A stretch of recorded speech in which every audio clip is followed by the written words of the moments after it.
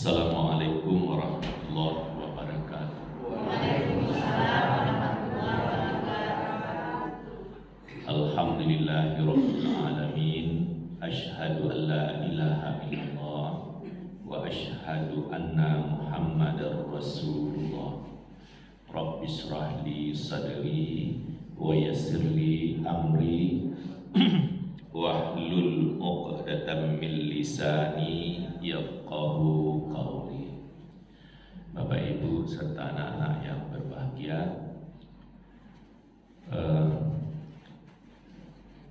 pertama bertanya dulu, di sini azan subuhnya yang sudah masuk koreksi baru atau masih yang lama? Masih yang lama. Oh iya, saya heran juga tadi baru nyampai sudah ikamat. Mestinya adalah beberapa waktu. Mungkin Bapak Ibu dengar bahwa nak samo azan subuh. Ada yang duluan 8 menit, ada yang sesudah itu baru mulai azan. Jadi bahasa bananya kalau zuhur, asar, maghrib, isya lai sama. Tapi subuh agak berbeda. Mungkin ini saya terangkan sedikit, untuk lanjutnya bisa ditonton videonya. Azan subuh awal di Indonesia sudah puluhan tahun ternyata terlalu cepat.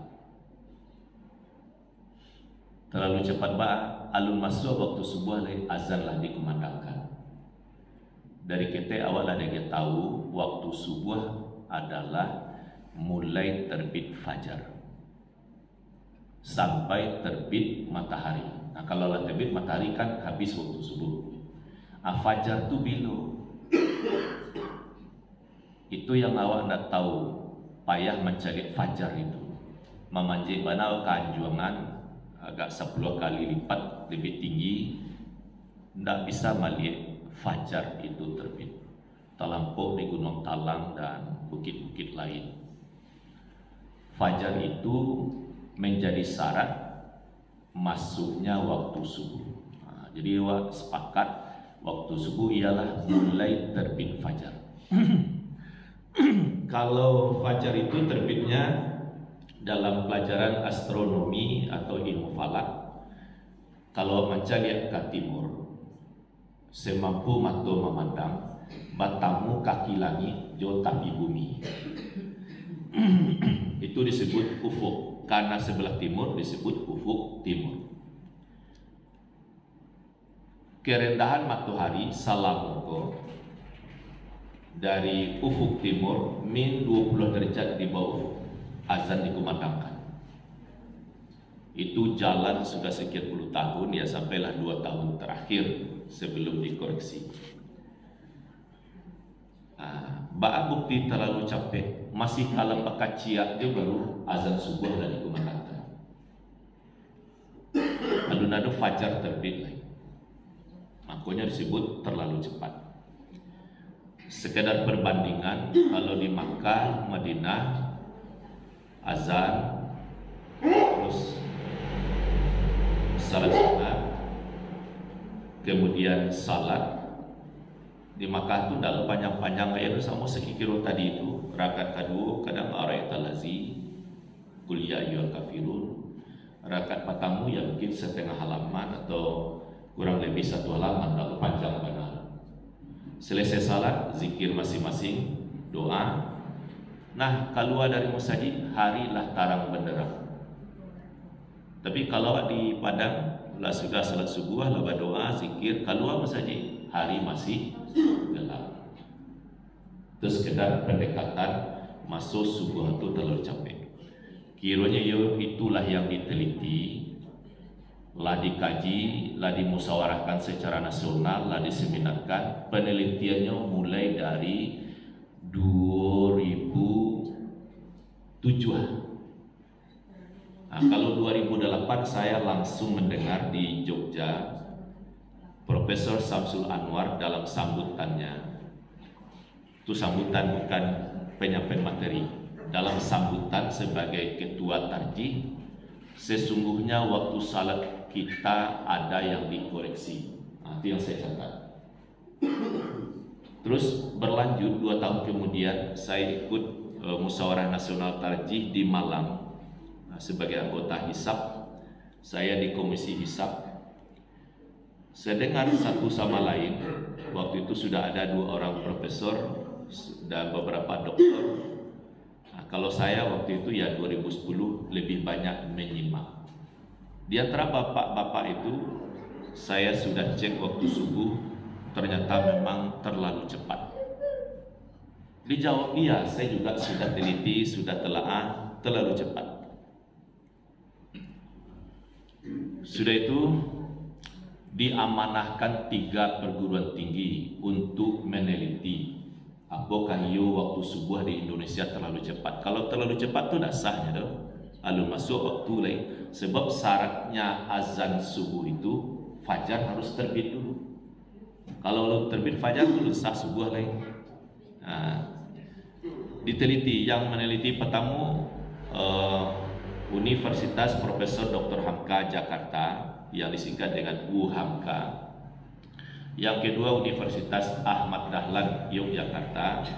Yang ketiga Universitas Muhammadiyah Sumatera Utara di Medan.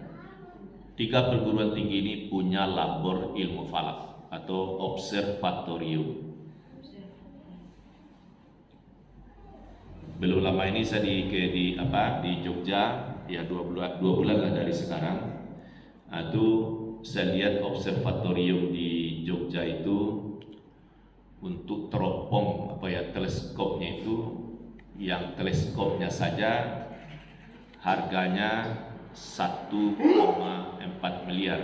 Itu yang teleskopnya, belum lagi kubah, dan ditambah peralatan lain. Nah, dari 3 perguruan tinggi ini terjun lapangan. Bacaronya kalere gunung, pinggir pantai, pusat kota, di perkampungan. Jadi diteliti beberapa tempat perwakilan. 1 jam menjelang subuh itulah berada di tempat walaupun dingin. Nah, 1 jam berlalu azan. Ternyata memang gelap gulita. Lalu nado tanda-tanda subuh masuk lagi, azan lah dikumandangkan. Apakah itu penelitian di Medan, di Jawa, di Sulawesi, sampai penelitian itu ke Padang. Profesor Tono Saksono sebelum ke Padang itu di IAIN Batu Sangka. Waktu itu alun UIN namanya masih IAIN. Nah, ambil saja contohnya kalau di Padang, kampus Muhammadiyah dan asrama haji. Waktu di asrama haji, azan subuh dikumandangkan, diamati ke ufuk timur, ternyata fajar memang belum ada tanda-tanda. Lah sudah lo azan, kan azan orang sekota Padang tuh. Begitu waktu subuh masuk, azan dalam hitungan detik itu semua di kota Padang dan sekitarnya orang kan azan. Sudah selesai pula azan, tidak ada tampak tanda-tanda fajar terbit. Beberapa menit kemudian baru ada tanda fajar itu, sedikit cahaya. Begitulah penelitian seluruh Indonesia. Begitu azan dikumandangkan, masih gelap gulita. Sebenarnya orang masih bisa tahajud, masih bisa bersahur, tapi azan subuh sudah dikumandangkan. Dibawa ke rapat musyawarah nasional, saya juga ikut rapat musyawarahnya itu 2020 November sampai Desember, setiap Sabtu Ahad, seharian tuh, mulai dari jam 8 sampai jam 5 petang. Rapatnya ya Zoom, tapi sangat ketat. 85% saya ikut, kadang dalam perjalanan harus disimak. Sampailah kepada kesimpulan, waktu subuh yang lama terlalu cepat. Itu terlalu cepat Pak, ditunda atau ditambah 8 menit lain.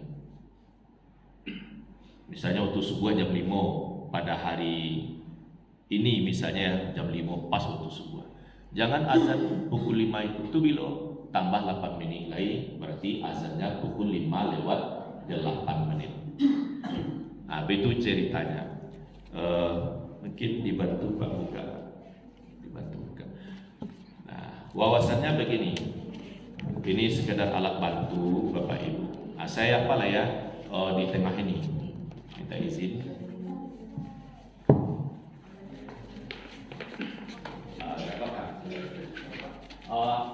Misalnya kita di barat melihat ke timur, ini kita jadikan batas siang dan malam. Ke langit ke bumi ke bawah.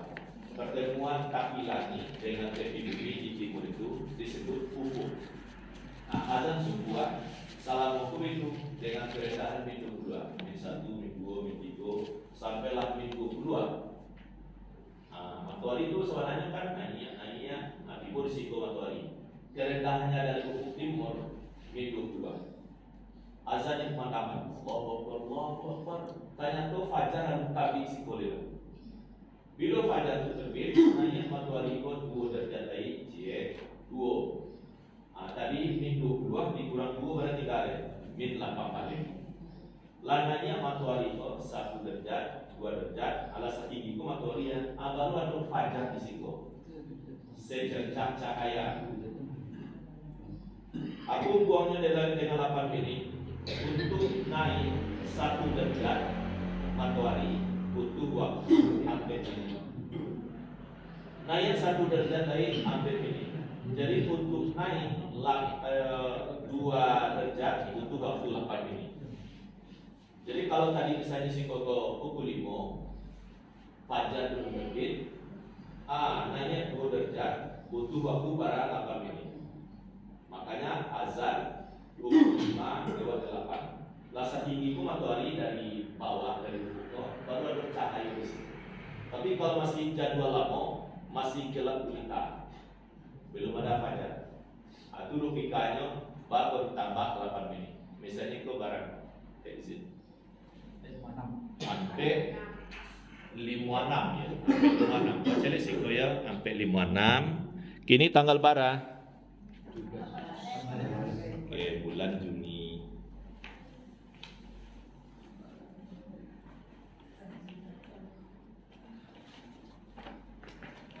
Tanggal 8 balik ya. Oke. 8 balik Juni waktu subuh pukul 5 lewat ampe. 56 ditambah 8 barang jadinya 56 itu 8 59 60 1 2 3 ampere. Ya. Jadi mestinya azan subuh itu pukul 5 lewat ampere ini. Mestinya itu.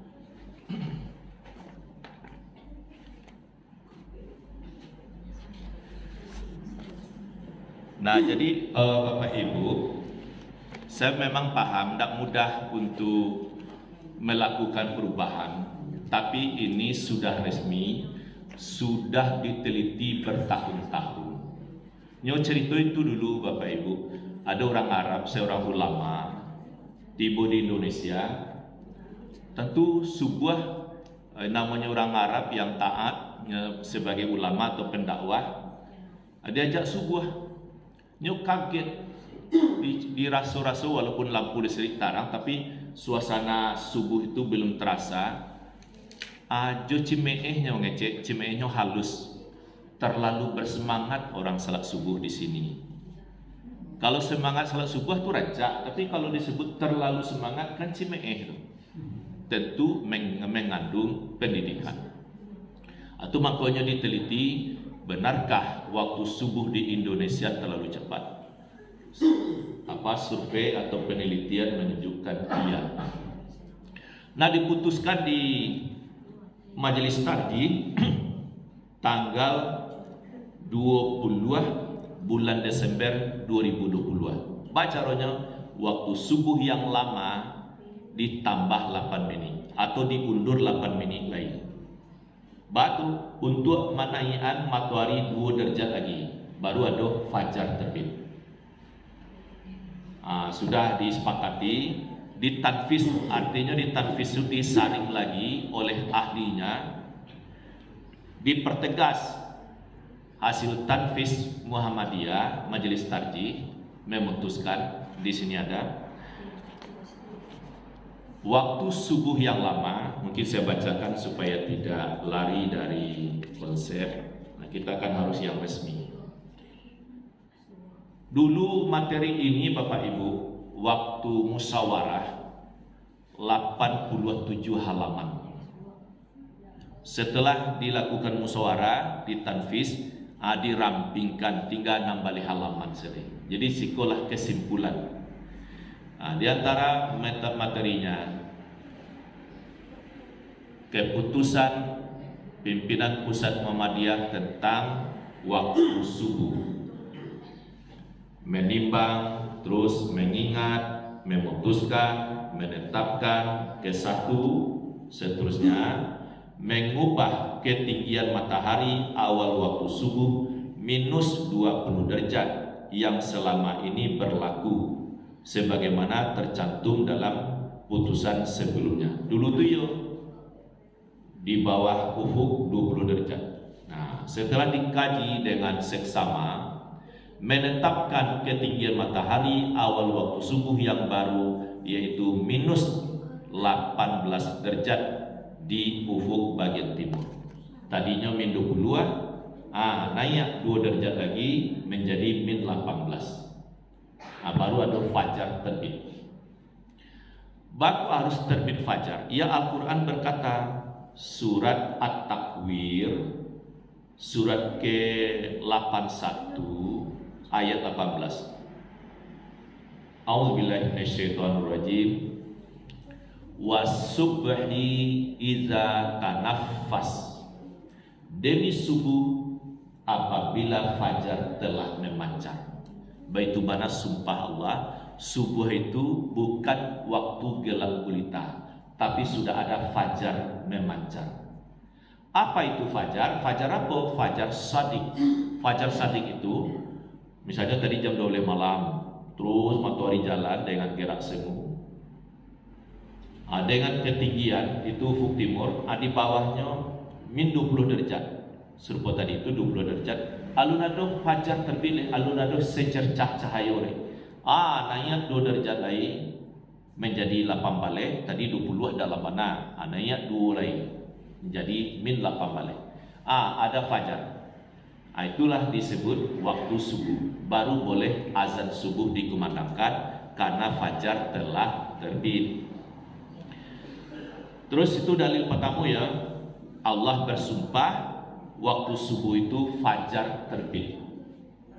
Sudah itu surat Al-Baqarah ayat 187.